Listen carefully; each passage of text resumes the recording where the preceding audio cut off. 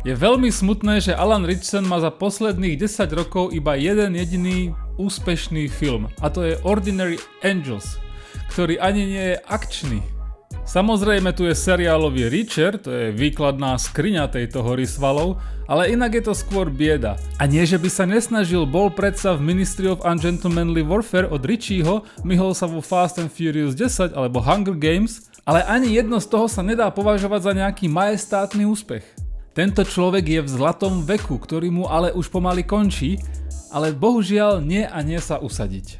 A tak tu máme War Machine, film, ktorý mohol byť moderným Predátorom, ale rozhodol sa, že sa radšej inšpiruje s každým jedným klišé, ktoré je všade naokolo a ukuchtí priemerný guláš. Aby som ale len nekrivdil, tak emzácky Mecha Warrior, volajme ho GPT-17, ten vyzerá uchvatne. A réžia sa nebojí trhať končatiny, nohy, ruky, hlavy, všetko. Ellen je stále mašina hora svalov a Dennis Quaid ako vedľajšia postava, to už je štandardná čerešnička na torte. Akurát je to celé napísané extrémne hlúpo. A ja netvrdím, že akčný sci-fi výplach musí byť ako od Shakespearea, ale keď už sa tu bavíme o elitnej skupine americkej armády, tak očakávam, že z očí v oči emzáckému delu nebudú len blbo stáť a čumeť. Predstavte si, že by Predátor strávil prvých 25 minút vysvetľovaním, ako sa Arnold dostal do armády, ako bol motivovaný osobnou tragédiou a jediné, čo mu dovolí zase spať, je stať sa mariňákom. Bol by s týmto Predátor lepší alebo horší film? A čo ak ešte poviem, že Dillon, Mac, Blaine, Billy, Poncho a Hawkins by boli len juniorní vojaci, ktorých do džungle zhodili so slepými nábojmi a jediné, čo by dokázali po strete s Predátorom spraviť, je utekať.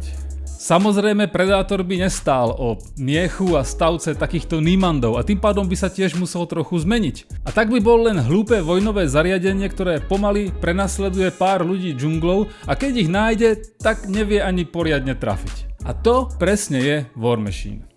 Všetko to klišé a pátos by som mu aj odpustil, keby tá akcia za niečo stála.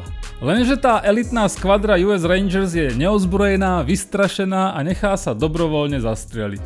Chcete poriadny vojnový survival? Pozrite si Lone Survivor. Chcete traumatizovaného veterána? Je tu Rambo. Chcete poriadny akčný sci-fi súboj s emzákom? Predátor je neporaziteľný král.